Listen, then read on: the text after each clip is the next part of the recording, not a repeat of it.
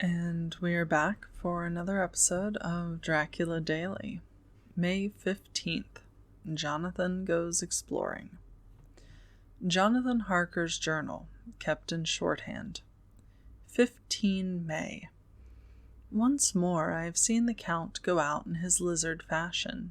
He moved downwards in a sidelong way, some 100 feet down and a good deal to the left.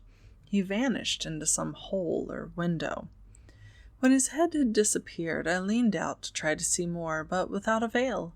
The distance was too great to allow a proper angle of sight. I knew he had left the castle now, and thought to use the opportunity to explore more than I had dared to do as yet. I went back to the room, and, taking a lamp, tried all the doors. They were all locked, as I had expected, and the locks were comparatively new. But I went down the stone stairs to the hall where I had entered originally. I found I could pull back the bolts easily enough and unhook the great chains, but the door was locked and the key was gone. That key must be in the Count's room. I must watch should his door be unlocked so that I may get it and escape. I went on to make a thorough examination of the various stairs and passages and to try the doors that opened from them. One or two small rooms near the hall were open, but there was nothing to see in them except old furniture, dusty with age and moth-eaten. At last, however, I found one door at the top of the stairway which, though it seemed to be locked, gave a little under pressure. I tried it harder and found that it was not really locked, but that the resistance came from the fact the hinges had fallen somewhat, and the heavy door rested on the floor. Here was an opportunity which I might not have again, so I exerted myself, and with many efforts forced it back so that I could enter. I was now in a wing of the castle further to the right than the rooms I knew, and a story lower down. From the windows I could see that the suite of rooms lay along to the south of the castle, the windows of the end room looking out both west and south. On the latter side, as well as to the former, there was a great precipice. The castle was built on the corner of a great rock, so that on 3 sides it was quite impregnable, and great windows were placed here where sling or bow or culverin could not reach, and consequently light and comfort, impossible to a position which had to be guarded, were secured.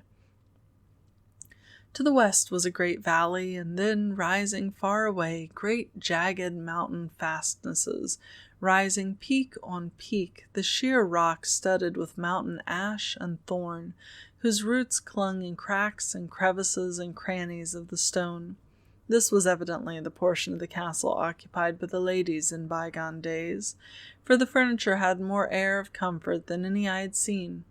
The windows were curtainless, and the yellow moonlight flooding in through the diamond panes enabled one to see even colors, whilst it softened the wealth of dust which lay over all and disguised in some measure the ravages of time and the moth.